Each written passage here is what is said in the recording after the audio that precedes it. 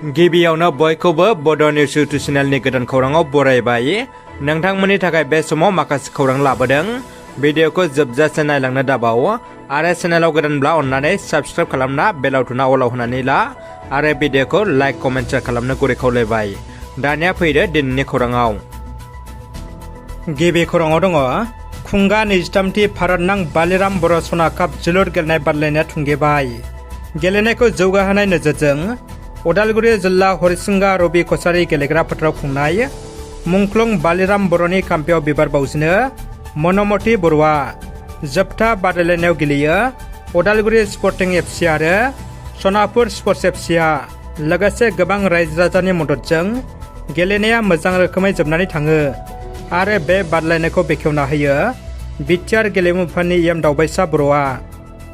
Assam 6 schedule special TET LP and UP उथ्रिसारनो हानाय बिजाथिफोरनि थाखाय गोजोनथाव खौरां।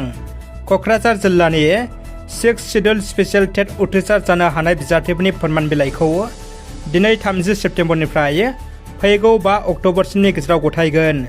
क'क्राझार सदर सहरनि राष्ट्रभाषा हिन्दी गोजौ फरायसालियाव फुंबिलि 10 रिंगानिफ्राय बेलासिनि 4 रिंगा समनि गेजेराव मोननो हागोन फोरमानलाइखौ।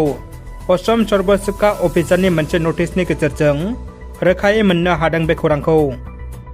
बड'लेण्ड मुलुगसोलोंसालि दालाइसा दुलाराय बर' फरायसा आफादा 16थि बोसोरसालिया जथुम्मा आरो 16थि गोदान फरायसाफोरखौ बरायनाय हाबाफारिखौ मुलुगसोलोंसालिनो गेलेग्रा फोथाराव गाजा गोमजायै मोनसे मेहेरगोनां हाबाफारिनि गेजेरजों खुंफुंनाय जायो।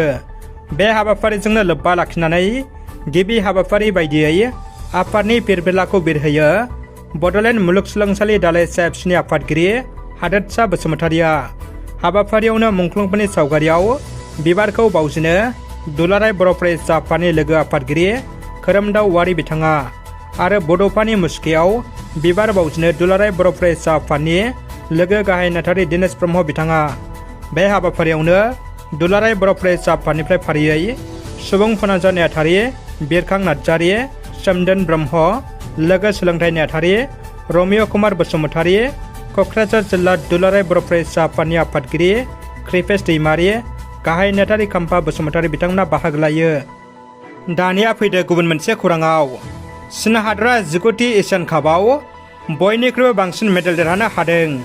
दासिम मेडेल देरहानाय फारिलाइयाव चीन हादरा सेथि मासियाव दङ। चीन हादरनि हांजौ सहराव सोलिबाय थानाय 19थि एशियान गेम्सआव दासिम मेडेल देरहानाय हादरनि फारिलाइयाव गिबियाव चीन हादरा जायगा आवग्रिदों।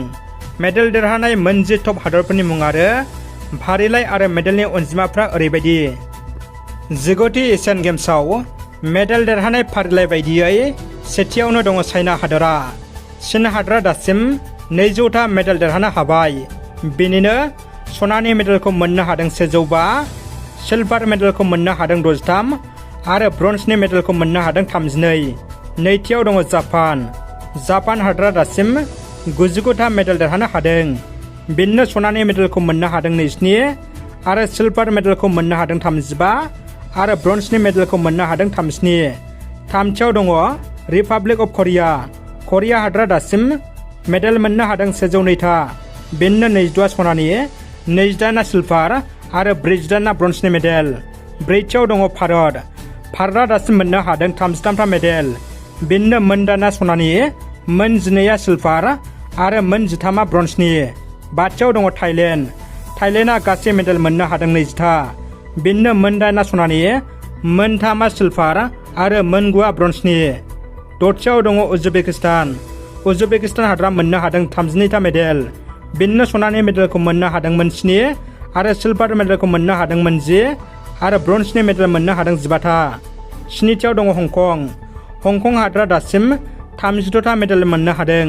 बेनिनो मोन 5 सनानि, मोन 13 सिलभार आरो मोन 18 ब्रन्जनि मेडेल। दाइनथियाव दङ चाइनिस ताइपे। चाइनिस ताइपे हादरा दासिम मेडेल मोननो हादों 20था। बेनिनो मोन 5 सनानि, मोन 6 सिलभार आरो मोन 9 ब्रन्जनि। गुथियाव दङ इरान। इरान हादरा दासिम मोननो हादों गासै मोन 23था मेडेल। बेनिनो मोन 3 सनानि, मोन 10 सिलभार, मोन 10 ब्रन्जनि। जिथियाव दङ करिया। करिया हादरा मोननो हादों गासै मोन 10था मेडेल। बेनिनो मोन 3 सनानि, मोन 6 सिलभार आरो मोन 4 ब्रन्जनि। क'क्राझार जिल्ला परबतजरा महकुमानि सिङाव थानाय काजोगाव SNB स्टेडियामाव मैया 29 सेप्तेम्बर खालिनिफ्राय गिबि खेब आइजोफोरनि जोलुर बादायनाया जागायबाय। गवालपारा जिल्लानि सिङाव थानाय दुबदरा FC आरो भातगाव एभालेन्सि FC मोन्नैबो हानजाया जोबोद गोख्रों गेलेनायखौ नुनो मोन्दों। बे गेलेनायखौ रिफारेन्ट जाना दैदेनो अलंबार नार्जारी बिथाङा, लोगोसे हेफाजाब होयो दानसोरां ब्रह्म आरो बुखु बानाय बिथांमोना।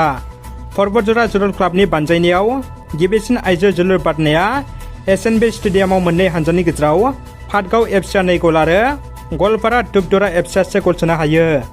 लोगो लोगोनो भातगाव FC खौ 1 गलाव देरहानाय फोसावो। लोगोसे भातगाव FC नि हेरेना बसुमतारिया साबसिन गेलेगिरि हिसाबै बान्था मोननो हायो। बर'नि मोननै राजखान्थि दोलो BPF UPPL आ खौसे जानांगौ, बे बाथ्राखौ बुंदों भारत गान्धीआ। मैया क'क्राझाराव भटार्स पार्टी इन्टारनेशनेलनि गेदेरथार सुबुंगौमा जानानै थाङो। बे सुबुंगौमायाव PBI नि गाहाय भारत गान्धीआ बाहागो लायो। बिथाङा बाहागो लानानै भटारशिप मोनथाय आरो राजखान्थि मोनथायनि सांग्रांथि बिबुंथि होदों। लोगोसे बिथाङा BJP खौ हादराव होबथानो रायजो राजाफोरखौ खावलायदों।